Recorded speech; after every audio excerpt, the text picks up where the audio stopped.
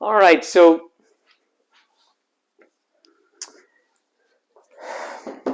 what I want to talk about is, so I had the opportunity to meet with some Mormon missionaries, some LDS Latter-day Saint missionaries, and that got me interested in LDS theology again, to study it.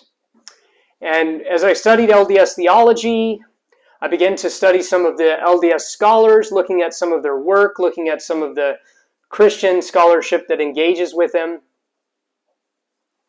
And what I found is, and again, I haven't looked at all the primary sources, but I want to speak generally here and not specific with primary sources. So I want to speak generally about some of the findings that I had as I was learning more about Latter-day Saint theology.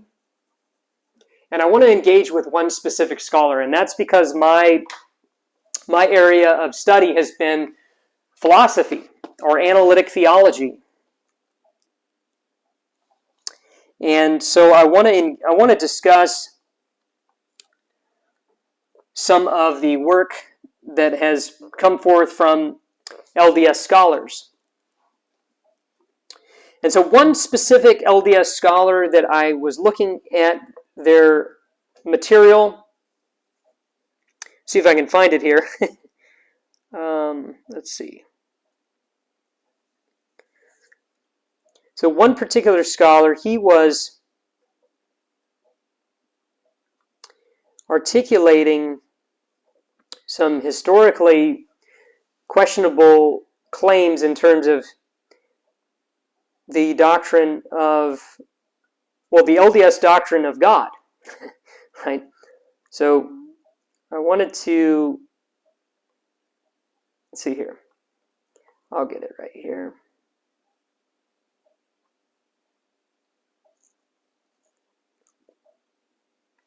All right. So the specific individual that I'm thinking of, his name is Blake Ostler.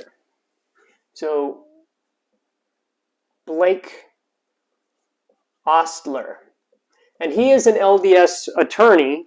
So he's a Latter-day Saint, but he's an attorney by training.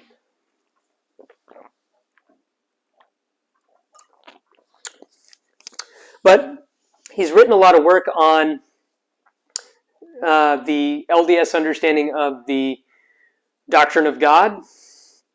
And he is well acquainted with philosophy as a attorney.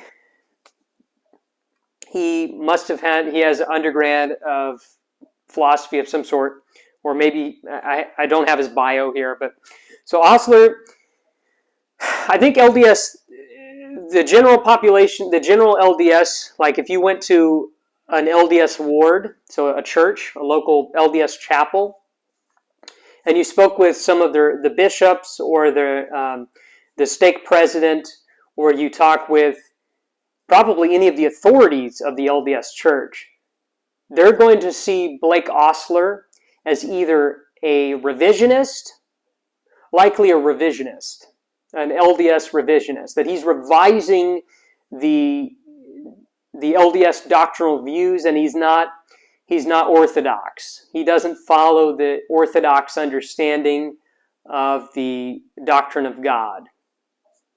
But I think Blake Ostler sees himself not as a revisionist, but as a retrievalist, that he's retrieving the historically accurate conception of God that was from Joseph Smith, right? So arguably he's either a revisionist or he's a retrievalist, depending upon your perspective. But I think the traditional LDS are going to say that he's a revisionist because his views are not commensurate with traditional Latter-day Saint theology. He affirms the existence of many gods, just like the historic LDS view. So he is a polytheist. He believes in many gods. not just for this world, but for other worlds, or you want to use the term planets, not just for this planet, but other planets. Now, LDS will be quick to say, well, I believe in the Godhead for this world. But they understand when you read James Talmage that there are 3 gods for this planet, but there are other gods. And for the traditional LDS, God has a wife. So there's a goddess, right? So right away you can see that this conception of God is polytheism. And for the traditional Latter-day Saint, they see all gods as equal of the same species. They're all the gods are the same species. And the way that the famous couplet from one of the past presidents, Lorenzo Snow, his famous couplet, very memorable. As man is, God once was. As God is, man may be. And it's this idea that man is God in embryo, right? This is the Mormon concept of God. That all the gods are equal of the same species. They're the same kind of being with the same properties, powers, and potentials to progress. But Ostler, his view is different. He argues for his view of kingship monotheism, in which the gods are essentially equal, yet there is a social contract of sorts among them to follow one God above all others. So Ostler sees all humans as, well, I shouldn't say humans, I should say gods. All gods as equal, but one God is treated, is taken as the king over all of the others. And just like in a social contract, we elect who the president is. Well, it seems like for Ostler, the subject gives the king his power, but the king and his subjects are all equals. And so that's how Ostler understands the conception of God for his view, this kingship monotheism. So all Elohim in the LDS scheme of things. So Elohim,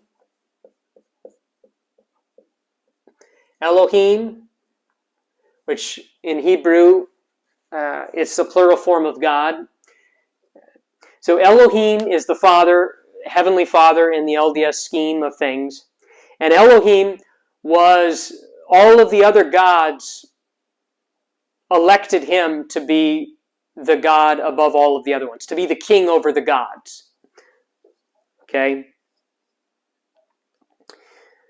Now, I say that if this is the case, just assume for the sake of argument this understanding of Mormon theology, then a different God could have been elected as king. It could have been, instead of Elohim, it could have been some other God. It could have been, I don't see why it couldn't have been of Elohim's wife. Right? Which they call Heavenly Mother.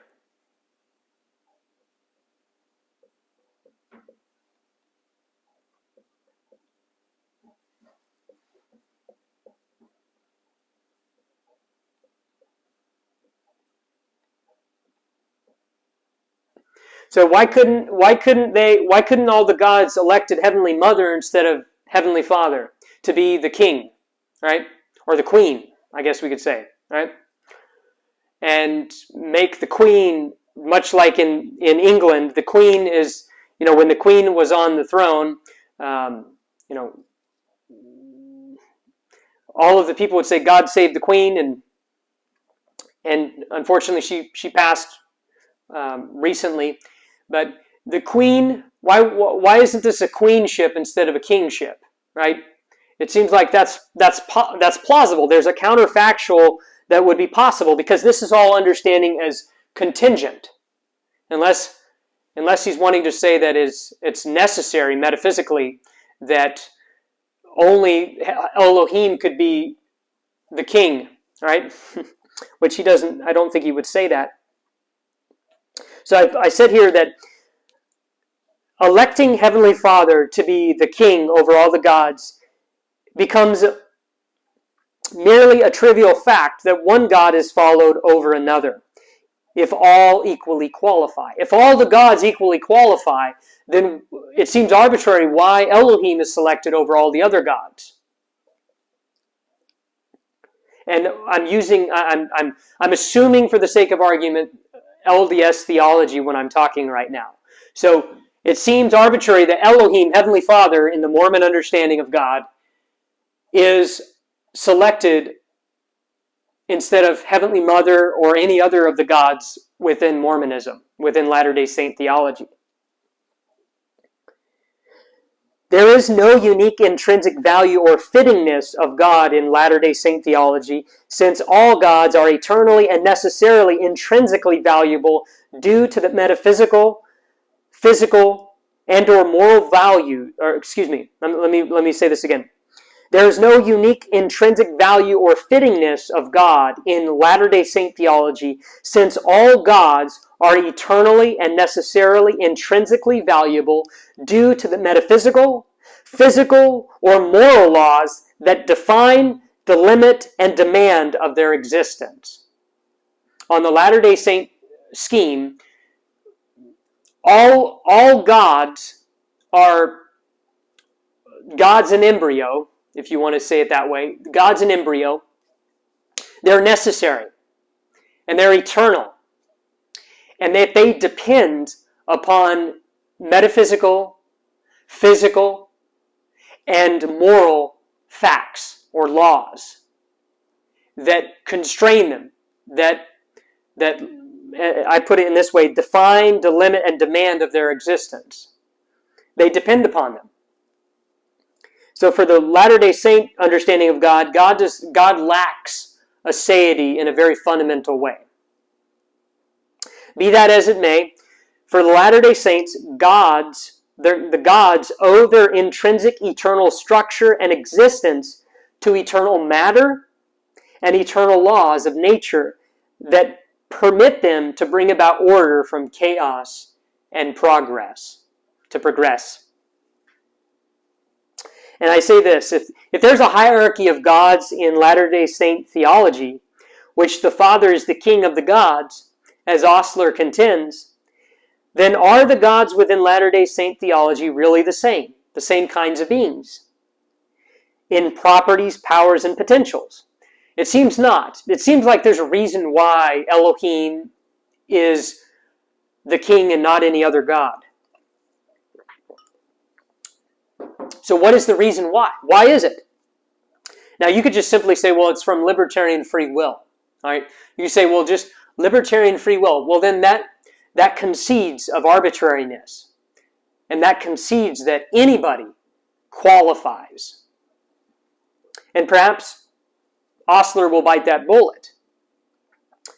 But if Ostler argues a unique property of God, of Elohim, that makes him superior to all the other gods, if the reason is because of his superior intelligence or power to influence other gods, or on some accounts organize the eternal pre-existing matter to form all the gods, on a traditional understanding of LDS theology, if there's something that distinguishes the Latter-day Saint understanding of Elohim above all the other gods, that makes him the king, well then, it assumes that he is greater than all the other gods. And so it seems like they're not all the same being. They're not all the same. They're not all the same species. But then I say this, if the Father creates the other gods, and for the Mormons, creation is understood not as creatio ex nihilo, creation out of nothing. Rather, it's creatio ex materia, or material. It's creating something out of matter. So the Latter-day Saint understanding of creation is much like the demiurge creating, so the craftsman. So it's forming. It's taking pre-existing matter and forming it. That's the Latter-day Saint understanding of creation.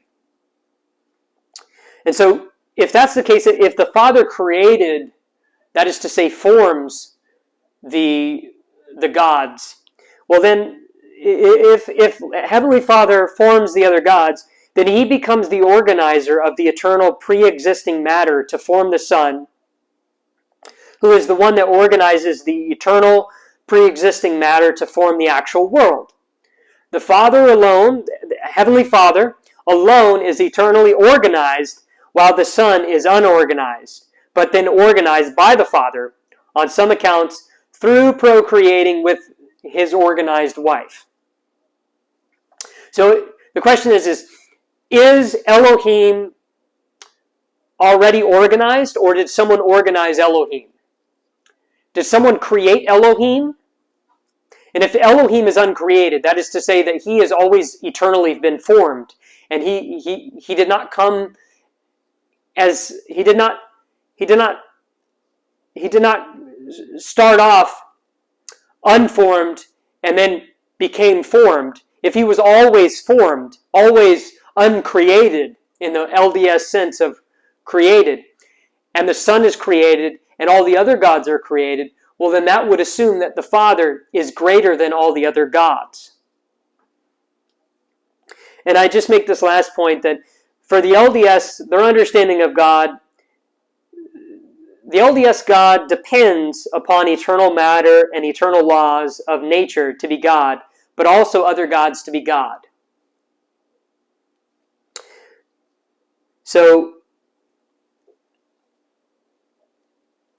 the reason why I say that is because on the LDS scheme, in order to have the eternal increase, to be able to reach their full potential for an exaltation, to maximize exaltation, you have to create many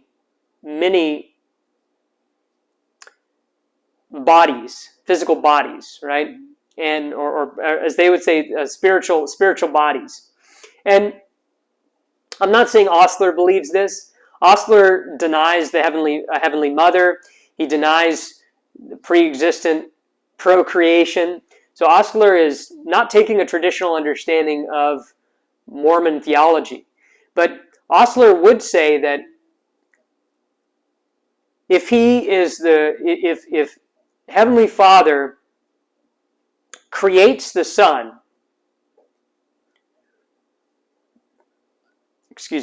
and that the Son creates the world, it seems like they're dependent upon the world to be able to achieve maximum exaltation, to achieve their full potential. And so, in order for others to become exalted, so there's this reciprocation which God becomes more of God by making others God, in some sense, right? And so it sounds very similar to Hegel's understanding of the eternal absolute, the Geist, right? Where God becomes self-realized through history. And in this case, Elohim and Jehovah, Jesus, in the LDS understanding, becomes God, becomes more and more God. Now, I think Ostler might take a different stance. I would hope he would. But for traditional Latter-day Saints, that seems to be what they're arguing for, is that God becomes. He doesn't be God, He becomes God, and He continues to become greater and greater as God, qua God, as this mutual dependence continues in creation. So for the Latter-day Saints, God not only depends upon eternal matter and eternal laws of nature to be God, but also other gods to be God. And so you have this reciprocal, you ultimately have mutual dependence. And so you have, God cannot be God without creating. And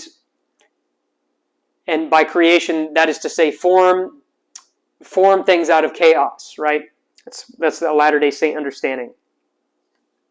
And so what I want to say is their understanding of God is going to be, not only is it going to be undermining divine aseity, but it's going to diminish God's power.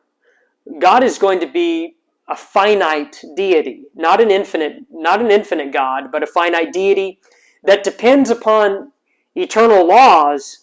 So it seems like on the Mormon scheme, the Latter-day Saint scheme of God, this conception of God, the way that you have it is, so these beings, what transcends the understanding of God is going to be matter and laws. Matter and laws are going to transcend because all of these deities, all these gods, depend upon matter and laws. And you could even say evil. It sure seems on some understanding for Latter-day Saints evil, that the gods depend upon evil to be able to overcome the trials in life, to bring out good in the midst of the evil. And it seems like, so matter, laws, and evil they transcend the gods. And so in some sense, matter, laws, and evil, all three of them, here's what's interesting. At least laws are immaterial. They're without body parts or passions. So their understanding, the matter, the laws, and the evil are above, they transcend the Latter-day Saint understanding of God.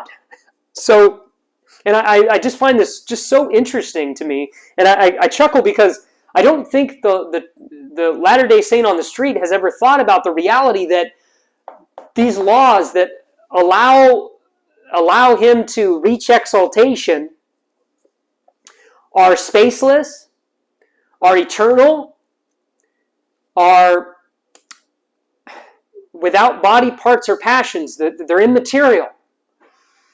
And it seems like the laws are greater than the gods. And so really we should say that the laws are God. And I don't think that the traditional Latter-day Saint wants to say that. And I think Blake Ostler, he's trying to get out of some of the problems with traditional Latter-day Saint theology. I mean, he focuses on Doctrine and Covenants, chapter 93, and he tries to argue with the Sermon on the Grove and the King Follett sermon to argue against the traditional understanding of Latter-day Saint theology. Now, I would argue Latter-day Saints, their understanding of God is not only biblically, it's biblically false, it's historically false, but it's philosophically false. Right? And I'd have to argue that. And I don't have the time to do that. But I just wanted to bring all this up because I don't think people have thought through deeply on some of these different issues. And I pray that this would be a blessing to you. Peace and God bless.